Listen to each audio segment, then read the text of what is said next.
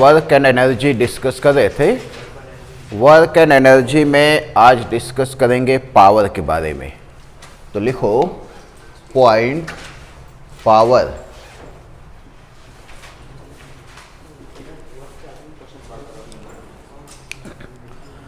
Power कैसे define करेंगे?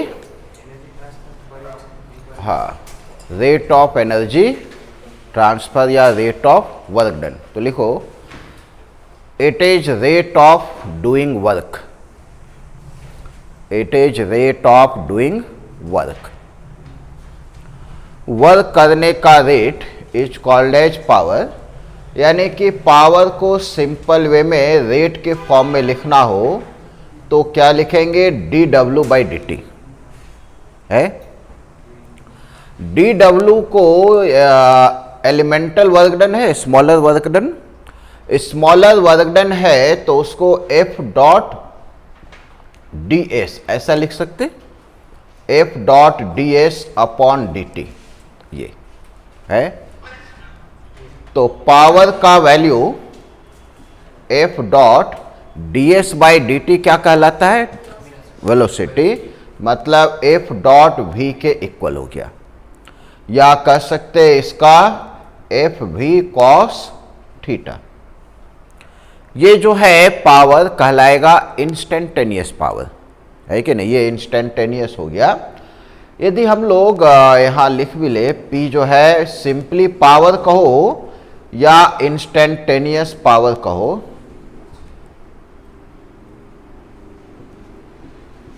Instantaneous power मतलब उसी समय का पावर, है कि नहीं? दूसरा होता है एवरेज पावर। एवरेज पावर यदि पता करना हो हमें तो P एवरेज कैसे लिखेंगे? ये smaller work done by smaller time, तो एवरेज पावर क्या हो जाएगा? Total work done by total time, है। अब टोटल वर्क डन जिसकी वजह से पावर पता करना है, यहां पे उसी का वर्क डन आएगा।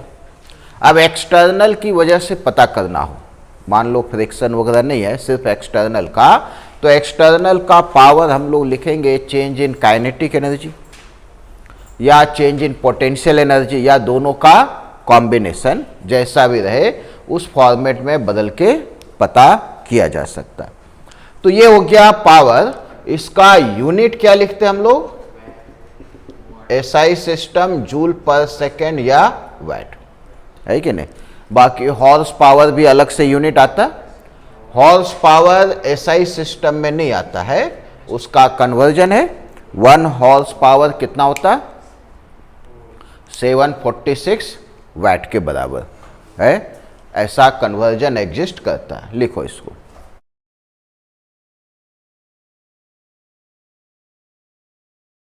बराबर है। तो पावर जैसे है rate of doing work, work करने का रेट को बतलाता है। या सिंपल वे में कहे कौन ज़्यादा वर्क जल्दी कर सकता हो, है कि नहीं? वर्क ज़्यादा करना हो लेकिन फास्ट करना हो, मतलब उसका पावर ज़्यादा है। पावर और वर्क डन दोनों अलग अलग चीज़ है। जैसे मान लिया जाए 100 मीटर का रेस है। 100 मीटर का रेस है, 2 लोग स्टार्ट किया, दोनों कंप्लीट किया अलग अलग समय पे। जिसने जल्दी कंप्लीट किया हम लोग कहेंगे उसका पावर ज़्यादा है, जिसने लेट से कंप्लीट किया उसका पावर कम है। कंप्लीट तो दोनों किया, यानी दोनों का वर्क डन कैसा? सेम होगा। वर्क डन दोनों का अलग अलग नहीं है। तो यहाँ पे जब हम लोग पावर के बारे में बात करते हैं तो हर एक का एक अपना लिमिटेशन होता है। जैसे हमें ही रन करना हो यहाँ से यहाँ तक, तो हर तरह का फैसिलिटी यदि प्रोवाइड कर दिया जाए, फिर भी मान लो 100 मीटर का रेस है तो वर्ल्ड रिकॉर्ड जो है लगभग 9.5 सेकंड का है। हम लोग को कहा जाए दौड़ने के लिए तो हो सके 10 सेकंड से भी ज़्यादा, और लगेगा ही 11-12 सेकंड तक लगेगा। मतलब 10 सेकेंड में कंप्लीट करना हमारे लिए मुश्किल होगा। चाहे सराउंडिंग कैसा भी फेवरेबल हो, रोड कैसा भी बना दिया जाए सरफेस को, शू कैसा भी पहन लो, कैसा भी कंडीशन दे दो, नहीं कंप्लीट कर सकते, क्योंकि हमारा बॉडी का जो पावर, या हार्ट का कह सकते कि जो, या हमारा बॉडी का काम करने का जो पावर है वो कम है। कम है तो नहीं कंप्लीट कर सकते। वैसे ही कोई कार के बारे में जैसे एग्जाम्पल ले हम लोग, किसी भी कार के बारे में कहे तो यदि रोड सरफेस पे है तो हम लोग कहते हैं मैक्सिमम एक्सेलरेशन कितना होता है, म्यू जी, और ये सही भी है, इतना ही होगा मैक्सिमम एक्सेलरेशन। मान लो कोई कार चला रहा हो और मैक्सिमम एक्सेलरेशन लगा दिया, और इसका एक सिंपल सा वैल्यू मान लिया जाए 5 आ गया। 5 एक्सेलरेशन है तो इसका स्पीड पता करते हैं। स्पीड का वैल्यू u0 से स्टार्ट किया तो 5 इंटू टी, मतलब यदि 100 सेकेंड तक वो कंप्लीट एक्सेलरेटर प्रेस किए रहे तो क्या इसका वेलोसिटी 100 सेकेंड में 500 मीटर पर सेकेंड हो जाएगा?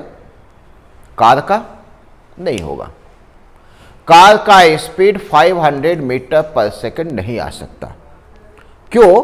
500 मीटर पर सेकेंड आने के लिए कार को एक पर्टिकुलर रेट से वर्क करना होगा, यानी उसका जो इंजन है वो इतनी कैपेसिटी का होना चाहिए कि उस तरीके से वर्क कर सके। अब जैसे एक कार है तो इस पे फोर्स लग रहा होगा, फ्रिक्शन फोर्स लगेगा ही, और ये वेलोसिटी। फ्रिक्शन फोर्स का फार्मूला वही लिखेंगे म्यू एम जी। अब पावर यहां पे यदि पता करें, मान लो म्यू एम जी कार का, जैसे म्यू जी का वैल्यू 5 है और कार का मास जैसे मान लिया जाए 1000 ही ले ले, तो 1000 kg ही ले ले तो ये 5000 kg हो गया। पावर का formula force into velocity, 5000 into 500 watt. क्या इतने वैट का इस कार का इंजन इतने पावर का है क्या? नहीं है। नहीं है तो कभी नहीं आ सकता स्पीड, किसी भी हालत में वो इतना स्पीड देने के लायक ही नहीं है। यानी एक पर्टिकुलर स्पीड आने के बाद वो सिर्फ और सिर्फ कांस्टेंट स्पीड से चल सकता। पूरा कार का एक्सेलरेटर प्रेस किए रहो फिर भी उसका स्पीड नहीं बढ़ेगा, वो कांस्टेंट स्पीड से चलता रहेगा जितना उसका पावर है। अब जैसे पावर आ गया तो लिखेंगे फोर्स इंटू वेलोसिटी।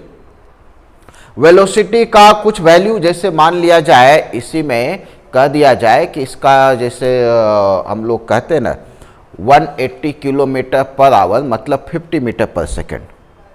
मान लो इसका मैक्सिमम 180 आता हो तो यहाँ पे 50 आ गया और बाकी फोर्स लगेगा, जितना भी फोर्स लग रहा होगा उस समय, इन दोनों का प्रोडक्ट ही इसका मैक्सिमम पावर होगा। उससे ज़्यादा है ही नहीं, आ ही नहीं सकता स्पीड। दूसरे फैक्टर्स वगैरह इन्वॉल्व होने शुरू हो जाएंगे और वो उतना स्पीड लगा ही नहीं सकता। अब जैसे यहाँ पे हम लोग कह रहे फ्रिक्शन फोर्स लगा, ये फ्रिक्शन फोर्स कैसा है? मैक्सिमम। जैसे जैसे स्पीड बढ़ते जाएगा फोर्स अपने आप कम होते जाएगा।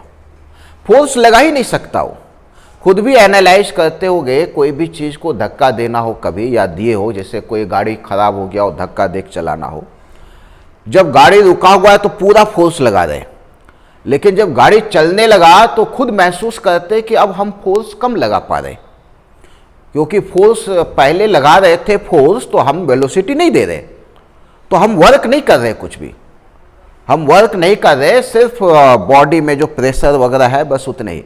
लेकिन जब वो चल रहा है तो हम वर्क भी कर रहे साथ में, और हमारा बॉडी उतना अलाउ नहीं करता, तो फोर्स कम और वेलोसिटी बढ़ता जाएगा, वेलोसिटी बढ़ता जाएगा, फोर्स कम होता जाएगा। यानी किस रेट से पावर एनर्जी ट्रांसफर कर सकते, वो बहुत ही इंपॉर्टेंट पार्ट होता है। अब जैसे मान लिया जाए कोई एग्जाम ही है, जैसे हम लोग कहे कोई एग्जाम है, उसमें 100 क्वेश्चन आए, 100 क्वेश्चन।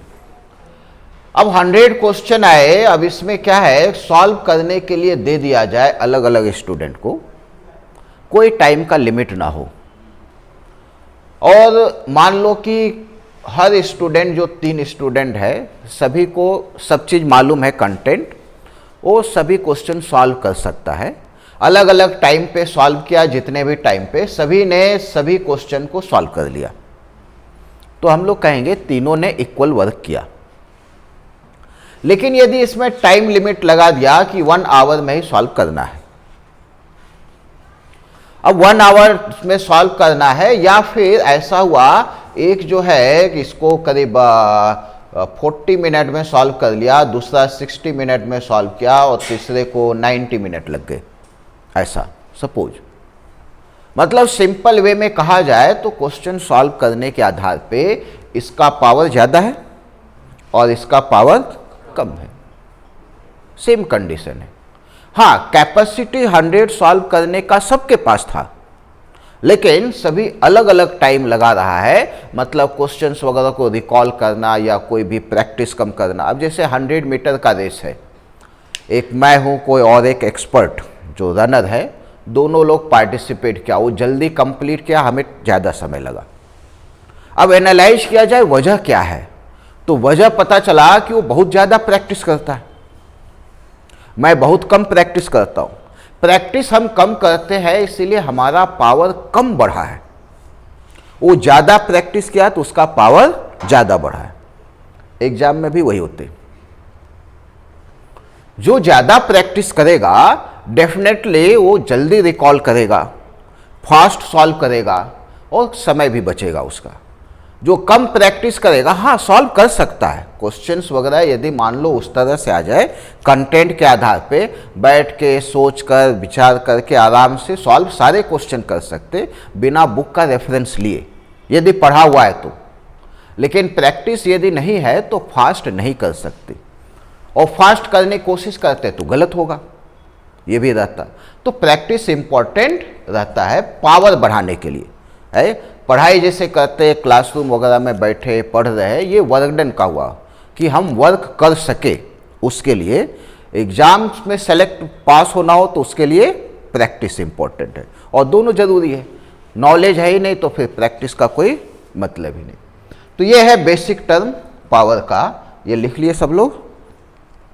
चलो क्वेश्चन लिखो इस पे।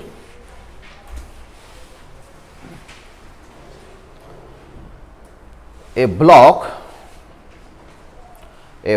of mass 10 kg, block of mass 10 kg is kept on a smooth surface, a smooth horizontal surface, kept on a smooth horizontal surface at rest, kept on a smooth horizontal surface at rest. A force 100 Newton is applied. A force 100 Newton is applied horizontally. A force 100 Newton is applied horizontally. Find power supplied by the force. Find power supplied by the force as a function of time, as a function of time, and average power supplied by force, average power supplied by force during time interval t second, during time interval t second है। एक तो time के respect में power पता करना है, power कहा मतलब कैसा, इंस्टेंटेनियस, वो इंस्टेंटेनियस। दूसरा है एवरेज पता करना है t सेकेंड में कितना होगा। चलो एक एक करके पता करो सिंपल कैलकुलेशन के आधार पे।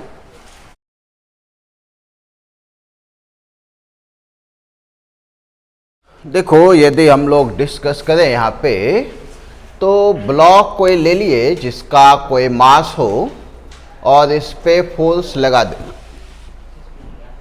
तो इस पे एक्सेलरेशन आएगा। एक्सेलरेशन कितना हो गया, F/m। वेलोसिटी कितना गेन करेगा, तो एक्सेलरेशन कांस्टेंट है ना, तो आसानी से फार्मूला v=u+at लगाए, 0 + F/m × t, ऐसा ये वेलोसिटी। तो t समय पे पता करना है पावर, तो simply force into velocity. Force बदल रहा क्या, नहीं बदल रहा, तो यहां लिखेंगे F²/m × t। हाँ, वैल्यू रख दिया जाए सबका। F कितना, 100 × 100, मास 10, और ये T मतलब पावर का वैल्यू हो गया 1000 T के बराबर है। अब हमें पता करना है दूसरा एवरेज पावर। ये फर्स्ट हो गया।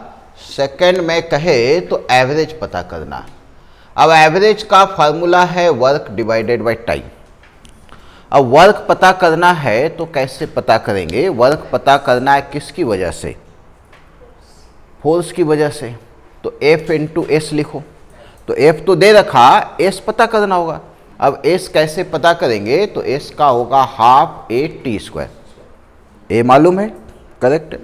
एक तरीका ये हो गया, वर्क पता कर लिए F × S से, कोई दिक्कत नहीं। दूसरा तरीका भी यूज कर सकते हैं। क्या, तो वर्क करने वाला यहाँ पे कौन कौन है, फोर्स। तो हम लोग कहे work done by all force पता करना हो। अब ऑल फोर्स में F ही आएगा, और कोई है नहीं। Work done by all force होता है चेंज इन काइनेटिक एनर्जी। तो स्टार्टिंग में काइनेटिक एनर्जी 0, बाद का वेलोसिटी भी मालूम, यही है ना, 12mv² हो गया, डिवाइडेड बाय टाइम, इससे भी आ जाएगा, करेक्ट। और तरीका है यहां पे एक बात का ध्यान रखने का, कभी भी यदि पावर जो आया, ये जो पावर आया वो डायरेक्टली प्रोपोर्शनल टू T हो, सिर्फ यही पे नहीं, कोई भी ऐसा टर्म जो डायरेक्टली प्रोपोर्शनल में आ जाए, तो उसका यदि एवरेज पता करना हो तो initial plus final by 2। Directly proportional में नहीं है, √T है, या T² है, या 1/T है, इन सब में इनिशियल प्लस फाइनल बाय 2 से एवरेज गलत आता है, बराबर है। डायरेक्टली प्रोपोर्शनल वाले में average initial plus final by 2 से आता है, करेक्ट है, यहां पे है। या सिंपल वे में कहे तो जैसे हम लोग एक बेसिक टर्म पढ़ भी ले, तो हमारे पास जब एक्सेलरेशन कांस्टेंट होता है तो वेलोसिटी कैसा लिखते, AT, टाइम के प्रोपोर्शनल है। इसका एवरेज वेलोसिटी हम लोग u+v/2 लिखते ना, इनिशियल प्लस फाइनल बाय 2 लिखते ही है। तो जहां पे भी ऐसा प्रोपोर्शनल हो वहां पे लगाया जा सकता है। तो बाकी हमारे पास अलग अलग तरीके हैं, F × S/T से पता कर सकते, change in kinetic energy upon time से भी पता कर सकते। और यहां पे लिखेंगे दूसरा मेथड लिख ले, ये तो है पता कर सकते हो इससे, ऐसा कोई कठिन काम नहीं है। दूसरा है कि P proportional to T, P proportional to T है, सो हम लोग क्या कहेंगे, P average = P initial plus P final by 2। और ये फार्मूला इसलिए लगा रहे क्योंकि P हमें मालूम है ना। तो इनिशियल में T कितना, 0, तो यहां पे P एवरेज लिखे तो इनिशियल 0 और फाइनल वही 1000 T डिवाइडेड बाय 2, यानी कि एवरेज पावर कितना आ गया, 500 T के इक्वल। ये हुआ एवरेज, करेक्ट है। इंस्टेंटेनियस स्टार्टिंग में 0 था तो सिंपल आधा कर दो, लिखो।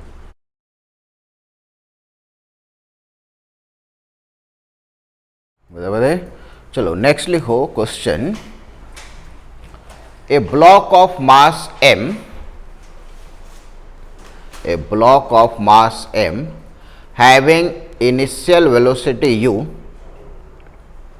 having initial velocity u moving on rough horizontal surface a block of mass m having initial velocity u,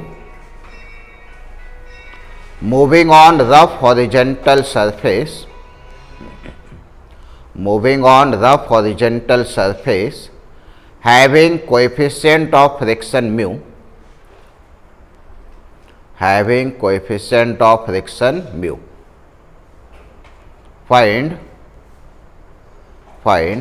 average power due to friction force. Find average power due to friction force till block stop. Average power due to friction force till block stop. Block जब तक रुके तब तक उसका average power कितना आएगा।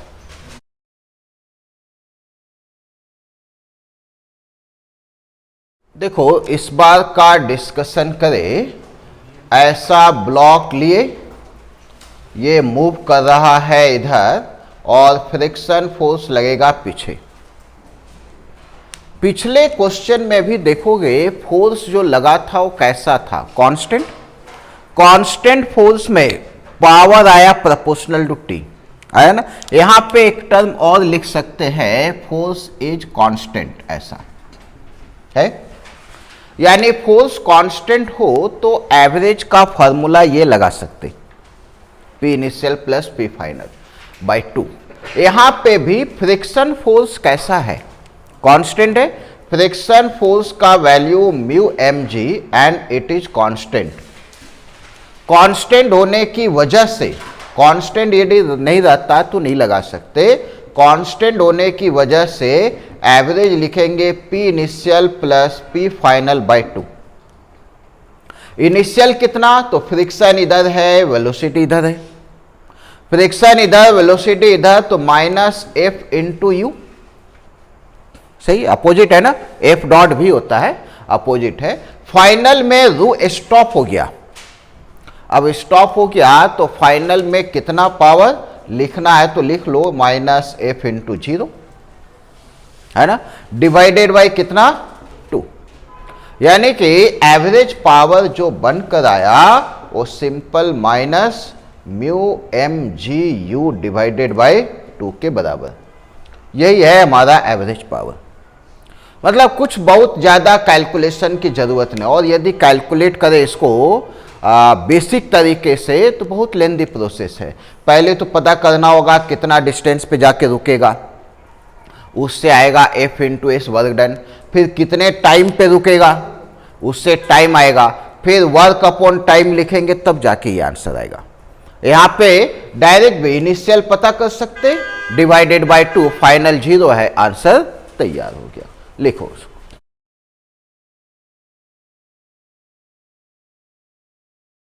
बराबर है। चलो नेक्स्ट लिखो question.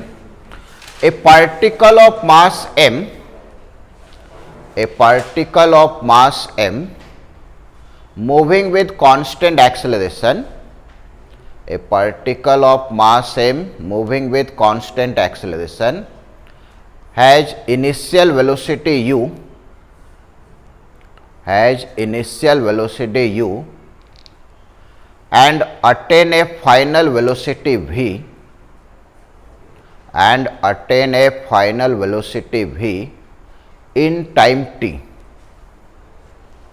in time t, t not कर दो, in time t not, in time t not. find instantaneous power, find instantaneous power supplied to block, instantaneous power supplied to block as a function of time, instantaneous power supplied to block as a function of time। Time के function में कितना power supply किया गया।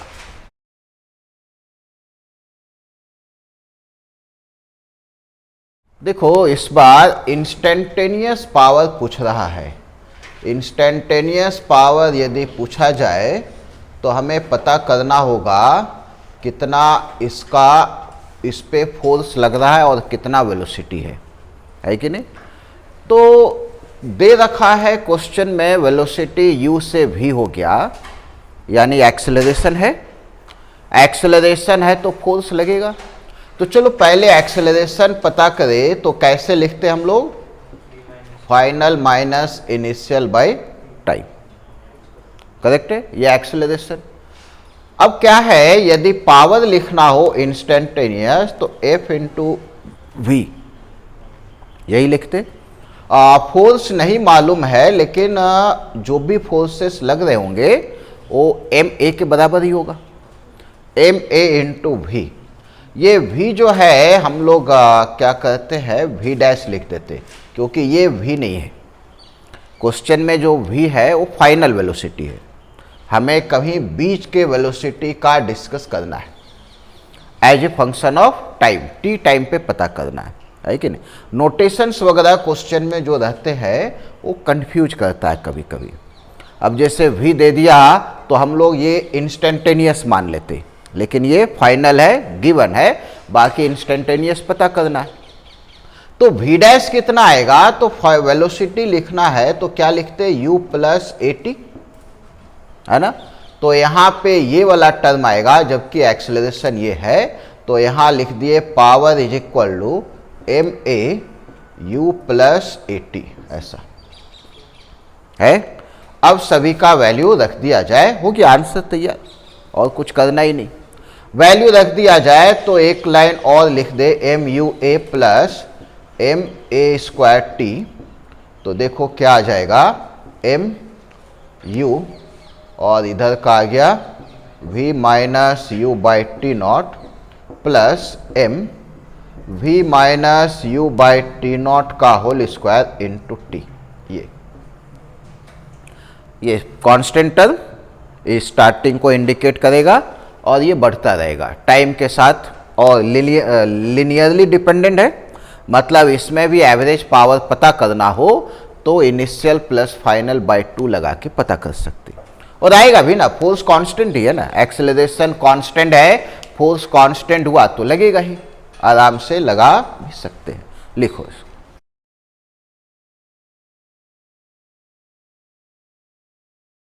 बराबर है। ऐसा देखो, एक इंक्लाइंड प्लेन लिए, कुछ भी एंगल दे दिए, सपोज 37 डिग्री, स्मूथ सरफेस ले लिया हमने, करेक्ट है। यहाँ पे एक ब्लॉक है और इसका मास कर दिए 5 kg, और इसको अपवर्ड प्रोजेक्ट कर दिए u इक्वल टू 20 मीटर पर सेकेंड से, फ्रिक्शन नहीं है, बराबर। पता करना है पावर ड्यू टू ग्रेविटी, है ना, ग्रेविटी की वजह से पावर आफ्टर 2 सेकेंड कितना आएगा। तो लिखो find power due to gravity, find power due to gravity at t equal to 2 second, power due to gravity at t equal to 2 second, and average power during this interval, and average power during this interval, उसे interval में average भी पता करने।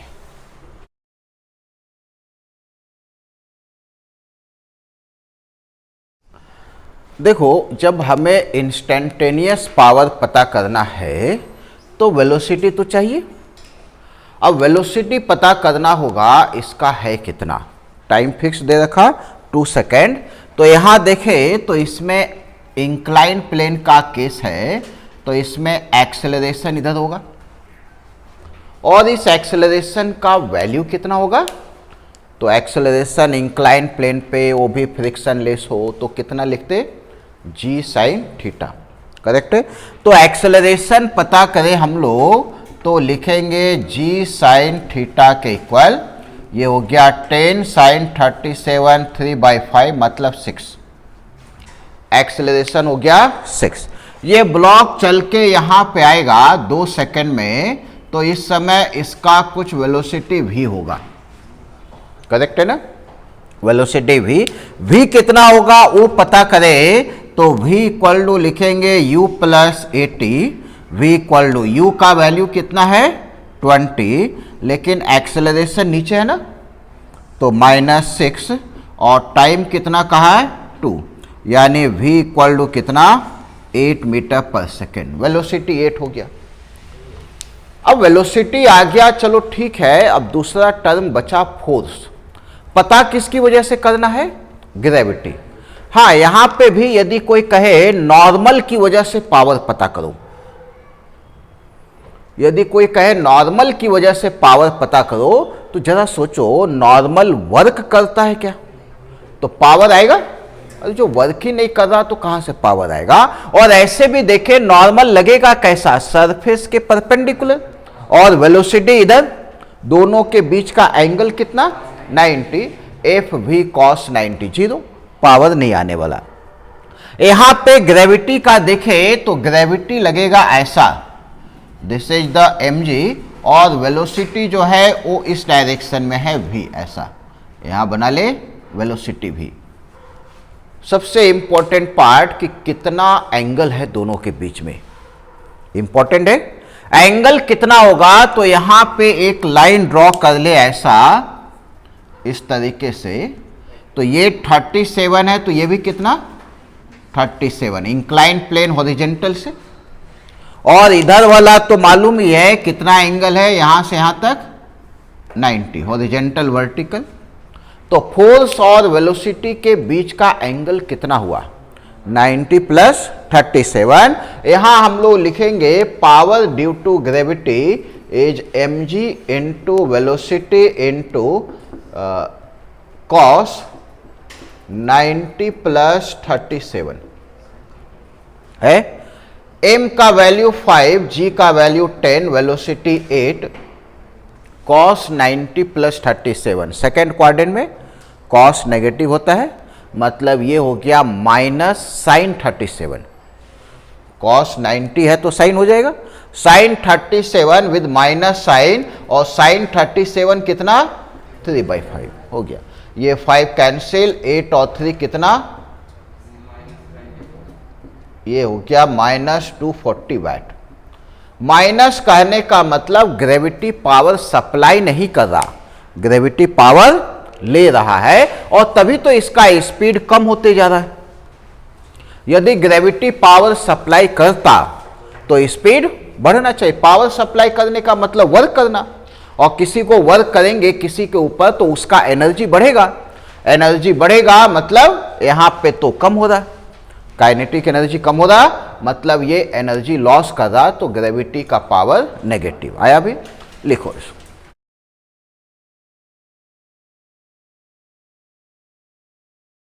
बराबर है। चलो next लिखो, ए particle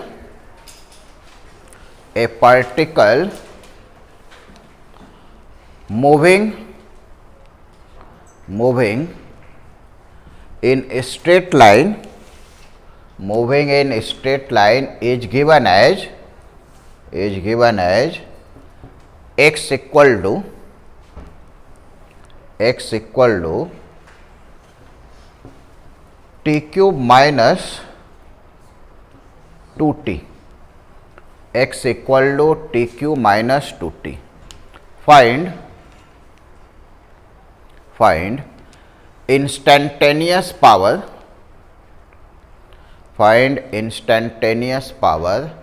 at t equal to 2 second, and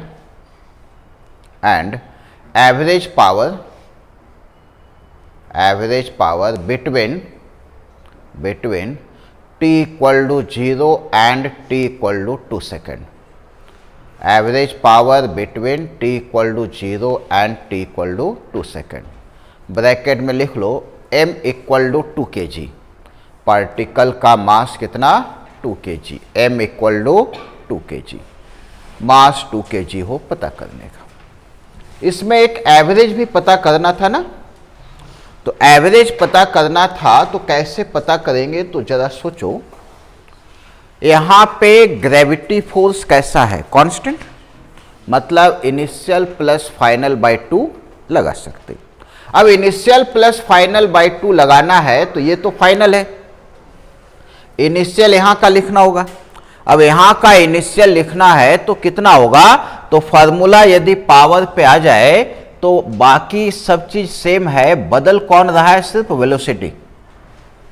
8 के जगह कितना हो जाएगा 20, और कुछ चेंज आएगा क्या, नहीं। तो इसमें एक रह गया है, उसको भी लिख लेने का, P gravity initial 5 into 10 into 20 यहाँ से आया इंटू -3/5 ऐसा है, कितना आ जाएगा, इट इज -360 वाट। तो अब हम लोग लिखेंगे एवरेज पावर लिखना हो तो P gravity initial plus P gravity final by 2 and it is -360 -240 divided by 2, कितने हो गए, P average is equal to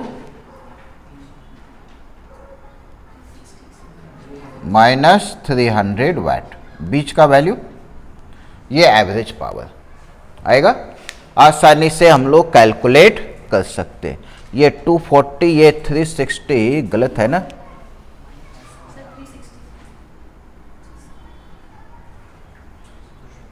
-600 आता है, ये -600 करेक्शन है कर लेने का, ये 600, 6 और 2 840, 840 का हाफ कितना 420, सो एवरेज पावर इज -420 वाट उसका। चलो ये दूसरा क्वेश्चन है, इसका पता करो।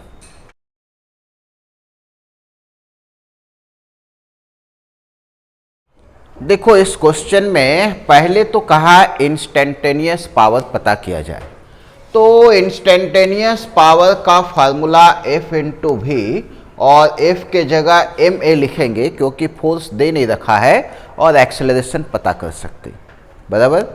कब पता करना है, t इक्वल टू 2 सेकेंड पे, जब पता करना है ना उसी समय का ये सारा वैल्यू होना चाहिए, उसी समय का।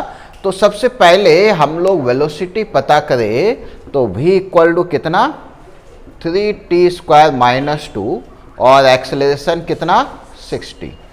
तो at t equal to 2 second पता करें तो v इक्वल टू कितना 3 इंटू 2² - 2 यानी 10, और एक्सेलरेशन कितना 6 इंटू 2 यानी कि 12।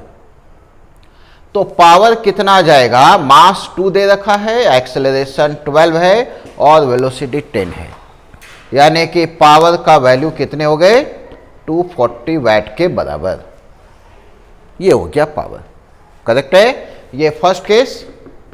सेकंड में कह रहा है कि एवरेज पता करना है, तो एवरेज पता करना है और कोई सोचे कि चलो लिख लेते हैं इस बार इनिशियल प्लस फाइनल बाय 2, तो हो जाएगा गलत, क्योंकि इस बार इनिशियल प्लस फाइनल बाय 2 नहीं लिख सकते क्योंकि एक्सेलरेशन कांस्टेंट नहीं है, या कह सकते फोर्स कांस्टेंट नहीं है।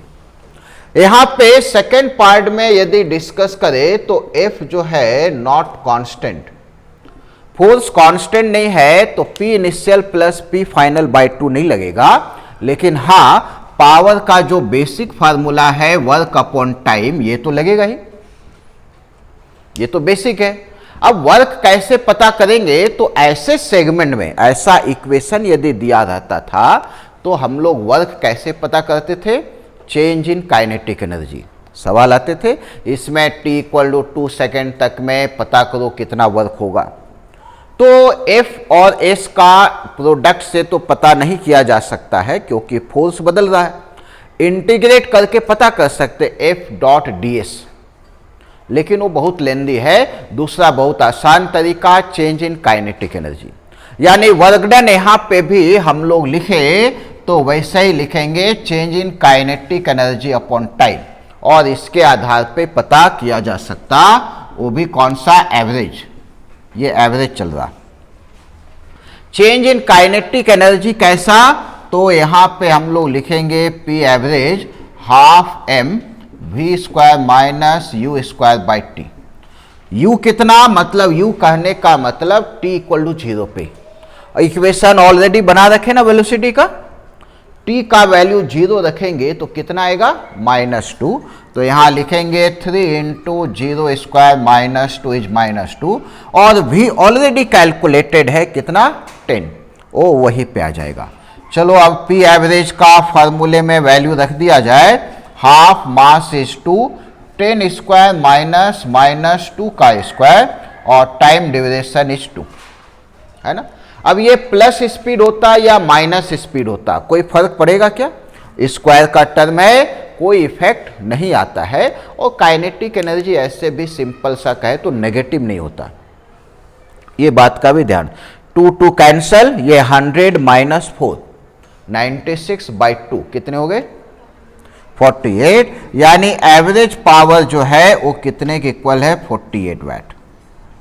यहां 240 आया, इसको इनिशियल प्लस फाइनल बाय 2 किए तो गलत ही आएगा, आएगा ही गलत। इनिशियल प्लस फाइनल बाय 2 से पता कर भी सकते हो, लेकिन लिखने का नहीं, ये बेस्ट तरीका।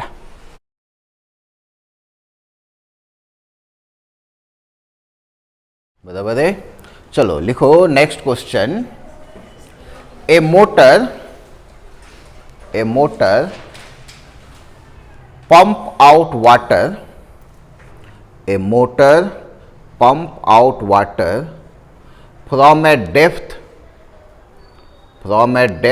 5 meter to a height 15 meter and deliver water at a rate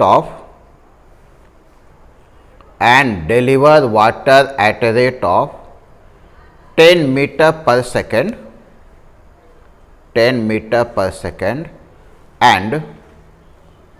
and 2 kg per second, 10 meter per second and 2 kg per second. Find power of the motor. Motor का पावर कितना है पता करना।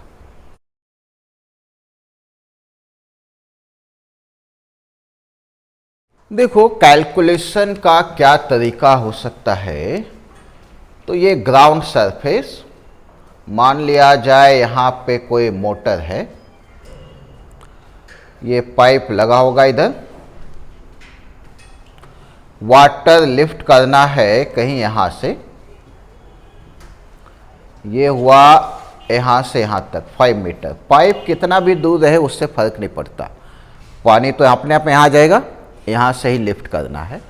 यहाँ से लिफ्ट करने के बाद वाटर जो है इस पे ऐसा कोई पर्टिकुलर हाइट, कितना हाइट 15 मीटर पे बाहर आ रहा है, वो भी कितने स्पीड से 10 मीटर पर सेकेंड से, 10 मीटर पर सेकेंड से बाहर आ रहा है।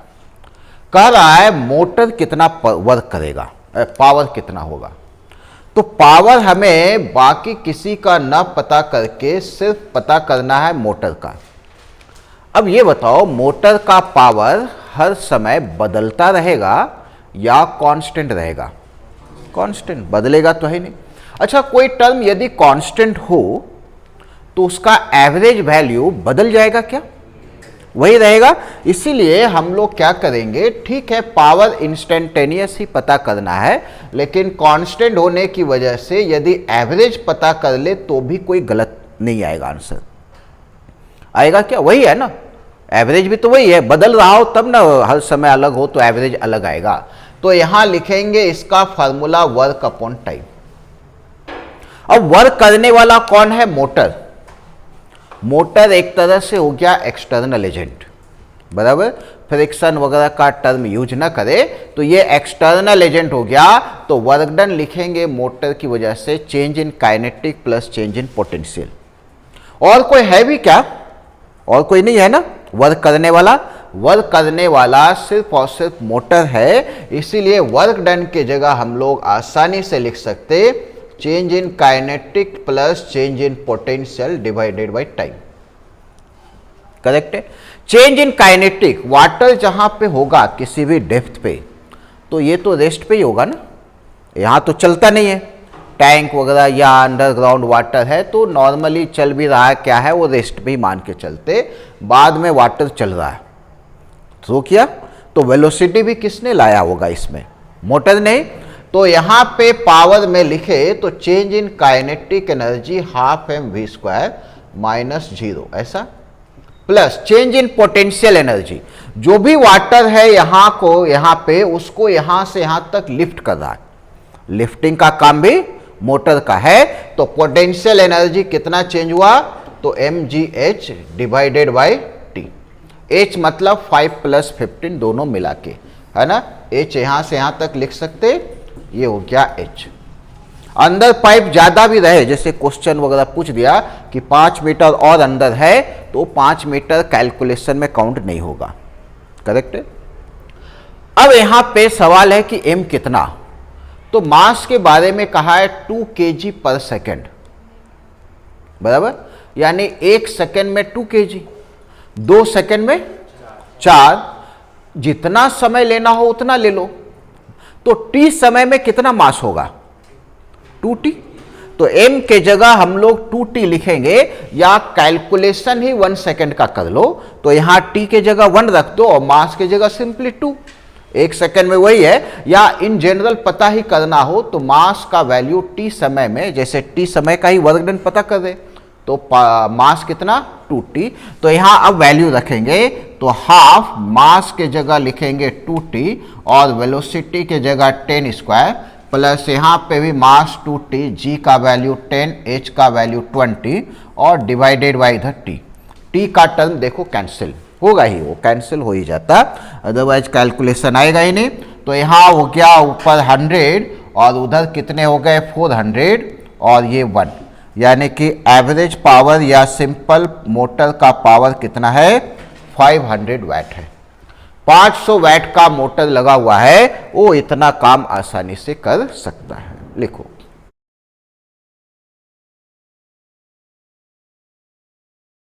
बराबर है। चलो नेक्स्ट लिखो question, A machine deliver constant power, A machine deliver constant power P, constant power P, if this machine apply a force, if this machine apply a force on a block of mass m, on a block of mass m at rest, block of mass m at rest, then find velocity gained by the block, velocity gained by the block at time t, velocity gain by the block at time t, t समय पे कितना velocity आएगा पता करने।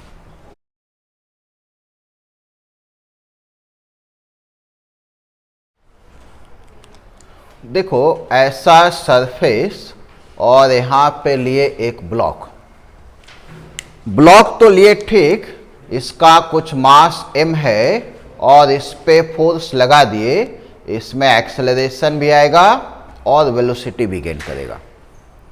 Power के बारे में कहा है F इंटू भी, यही लिखते ना, पावर कांस्टेंट है।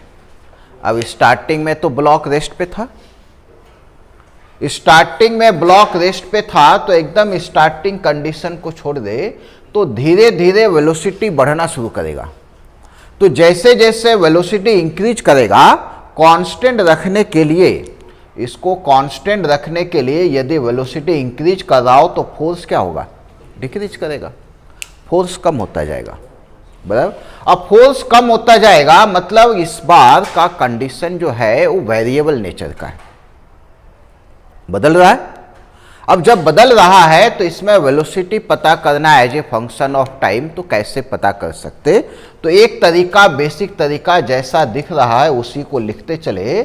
तो फोर्स के जगह लिखेंगे m into A into V, acceleration constant होगा क्या, नहीं होगा। जब एक्सेलरेशन कांस्टेंट नहीं है तो वेरिएबल होने की वजह से इसको dv बाई dt लिख सकते, ऐसा। t इधर आ गया तो ये हो गया p dt का टर्म और इधर m v dv का टर्म, इंटीग्रेट किया जाए। p तो कांस्टेंट है ना, ये हुआ 0 से t तक और वेलोसिटी 0 से v तक, तो यहां बना p इंटू टी और m v dv का इंटीग्रेशन कितना, v स्क्वायर बाई 2। यानी कि हम लोग v लिखना चाहे तो v का वैल्यू हो गया 2pt बाई m का स्क्वायर रूट है। यानी कि वेलोसिटी प्रोपोर्शनल टू कैसा, स्क्वायर रूट ऑफ टाइम। दूसरा तरीका यदि इसमें लगाए, दूसरा तो क्या देख रहे हैं, पावर जो है वो कैसा है, कांस्टेंट। अब जब पावर कांस्टेंट है तो एवरेज लिखो या पावर लिखो, बदलता है क्या, नहीं। तो हम लोग लिखेंगे P is equal to P average and it is work upon time. अब इस बार वर्क होने वाला है वो क्या पोटेंशियल एनर्जी बदल रहा है क्या, हॉरिजॉन्टल में चल रहा है, तो पावर लिखेंगे simply change in kinetic energy upon time, यानी power is equal to half mv square और t को इधर भेज दो, तो ऐसा। ये ज्यादा सिंपल है, देखोगे वही ये जो आया रिलेशन वही है ना, यहां पे मतलब डायरेक्ट यही आ रहा है। यानी इस तरीके से थोड़ा सा उसमें चेंज वगैरह करके लिखना चाहे तो कैलकुलेशन आसान हो जाता है, लेकिन ये वाला तरीका हर समय नहीं लगेगा, लेकिन ये हर समय लगा सकते, बराबर। अलग अलग कैसा भी कंडीशन हो पता किया जा सकता है। चलो दोनों लिख लो, बाकी हम लोग नेक्स्ट क्लास में डिस्कस करेंगे।